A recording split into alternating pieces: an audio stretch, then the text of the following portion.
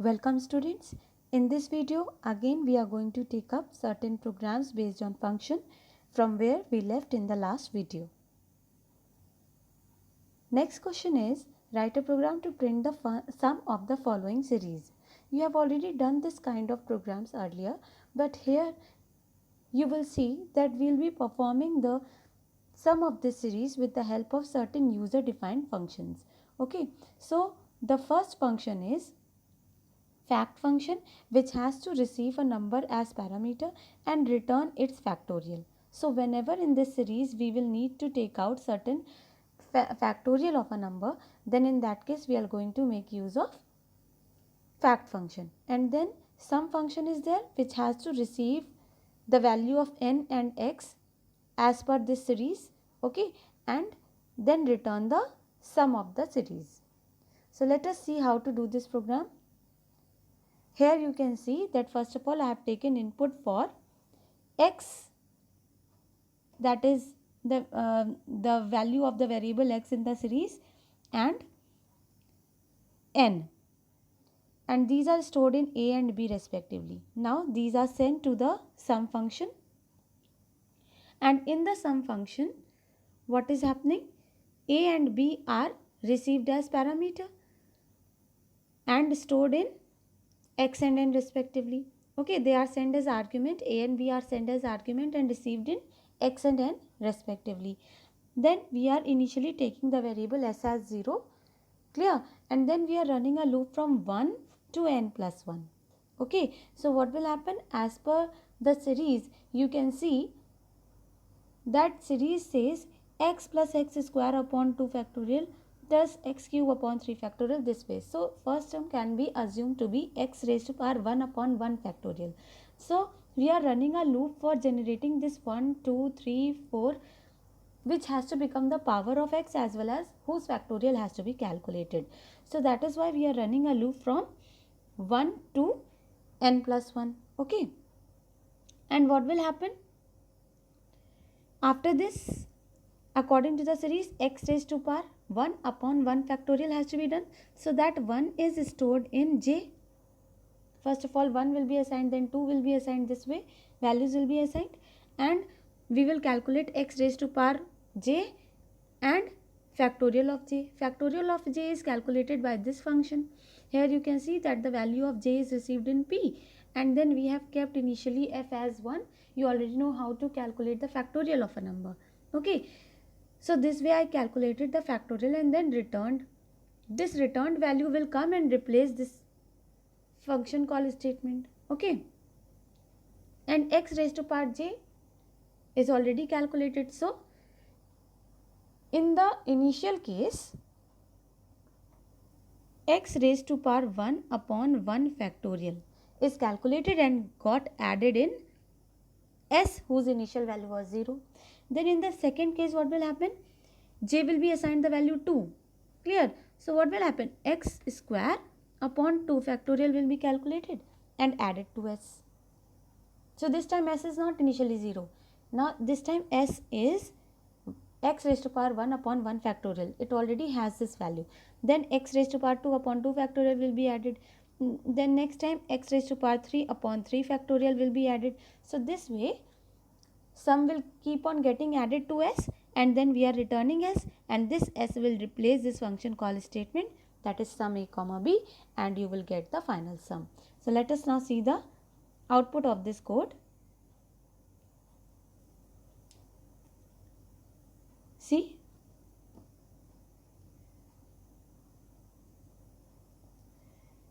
here I gave the input as input of x as 3 and input of n as 4. So I got the sum. Clear? Let us now see the next output, next program. Write a program to print the sum of the following series again. So we have a similar kind of series, but here the logic is 1 factorial upon x, then 3 factorial upon 3 x cube. Okay, so first term is 1 factorial upon x raised to power 1. Then second term is 3 factorial upon x raised to power 3. So this way this series is going on. So we have to run a loop which generates odd numbers starting from 1. Okay, so Again we are making use of the same two kind of functions which we used in the last program, that is fact to find the factorial and sum to find the sum of the series. So let us continue with the program. Here you can see I again took the upper limit and lower limit, means value of x and n from user, and then sent it in the sum function. And see what we are doing. X and n are receiving the value of a and b respectively, and then initially sum is 0. Then loop is running from 1 to n plus 1 at the step of 2. So initially j will be 1, then it will be 3, then it will be 5, and this way this loop will run till n plus 1, because the loop, this range function works for one value less than the upper limit. So that is why I kept it as n plus 1, not n. Okay, and what will happen? First of all, factorial of j will be calculated, because the series is 1 factorial upon x raised to power 1. So first factorial is there and then power of x is there. So according to that, fact j upon x raised to power j, and this will be added to s, which is initially 0. And next time factorial of 3 will be calculated and x raised to power 3 will be done, divided, and then s, it will be added to s. This way what will happen? Each term with this kind of value, 5 factorial upon x raised to power 5. This way it will keep on getting added to s, and the value of final sum will be returned, which will replace the function call statement, and you will get the output. Okay, so let us now see the output of the code. Here you can see I gave the input as 2 for x, and for n I gave the input as 4. So I got the sum as 1.25. You can check it by calculating yourself whether the output is right or wrong. Then next question is, write a program that accepts a hyphen separated sequence of words. So here you have to take input of a string in which words are separated with the help of hyphen. You can see the example. Okay, and what will happen? You have to arrange the words of this string and then print it. Okay, so let us see how to do this program. Here I have taken, first of all I have taken input of the string from user, enter hyphen separated string, and then I am sending this string x to str. Okay, now str is receiving the actual hyphen separated string that the user gave. Okay, and then what I am doing, since I have to arrange the words of this sentence in alphabetical order, so first of all I need the words, and then after getting the words I'll sort it, and then I will rejoin them. So what I did, first of all I used split function to split this sentence with the help of hyphen, with respect to hyphen. So what will happen? It will return me a list with each of the words of this list, and hyphen will be removed, because you already know that split function removes the separator. Okay, so you got a list of words in L, and you know sort function is there to sort the elements of a list. So I simply sorted them. So the list is now sorted, and now what I have to do, I will make use of join function to join all the elements of this list with the help of hyphen, and I'll get the final result in P, and see after sorting the final string is P. Clear? So join function, what it does, you give an iterable to this function and it joins each of the elements of this iterable with the help of this string which you have provided. Okay, so hyphen will be used to join these words, and then final result is stored in P, and you get the final answer. Let us see the output. See, I gave the string as green, red, yellow, black, white, and you can see what final string we are getting. Clear? Now the next program is, write a program using a function named isPangram that receives a string as parameter and returns and checks whether it is a pangram string or not. So what is a pangram string? A pangram string is a string that contains every letter of the alphabet at least once. So in this string, whatever string you are giving, at least means every character of the alphabet should be present in this string at least once. It can be repeated, but it should be there at least once. So we have to check for the appearance of each letter of the alphabet in the given string, and if all the characters will be found, all the letters will be found, then it will be a pangram string, otherwise it is not. So here you can see an example. The quick brown fox jumps over the lazy dog. So this string is a pangram string. You can check that every letter of the lowercase alphabet is present in this string.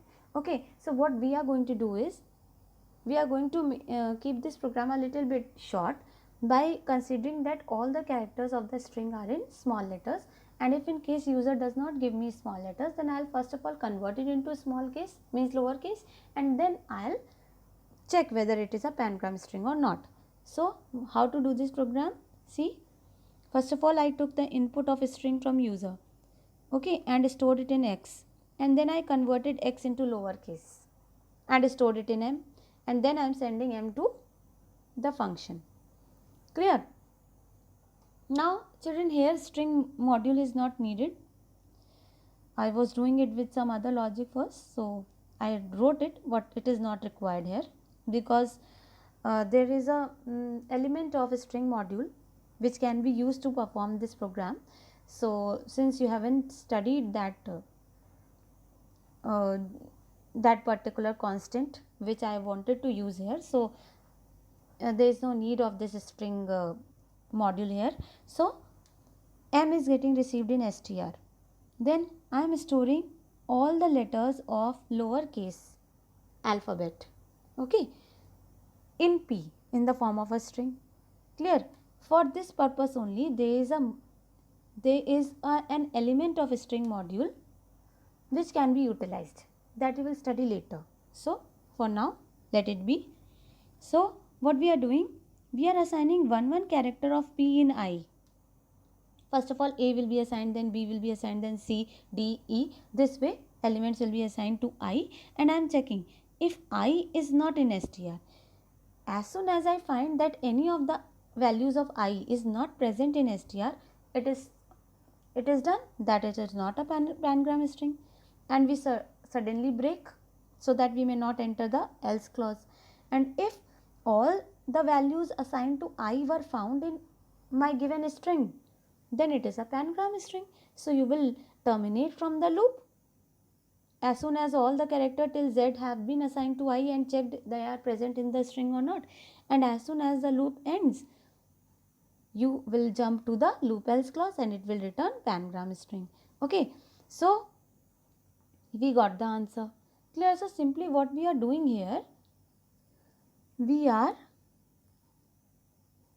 assigning each character of this P in I, and I am searching for I in str. जैसे ही मुझे I की कोई भी ऐसी value str में नहीं मिली, तो उसी पॉइंट पे हम कह देंगे it is not a pangram string. और अगर मुझे सारे मिल गए, then in that case it is a pangram string. Okay, so let us see the output. See here, I gave the same string which I took in the example. The quick brown fox jumps over the lazy dog. So here you can see that R, L and D are capital. Okay, but still first of all I am converting into small, so there will be no problem. And see, when I give this string, the answer is pangram string. Then I run the program again. Then what is happening? I gave the string as no pain no gain. It said it is not a pangram string. So these were the some tricky programs, children, based on functions. I hope you must have learned how to apply logics with functions. So that's it. If you have any query, you can write it in the comment section. Thank you so much.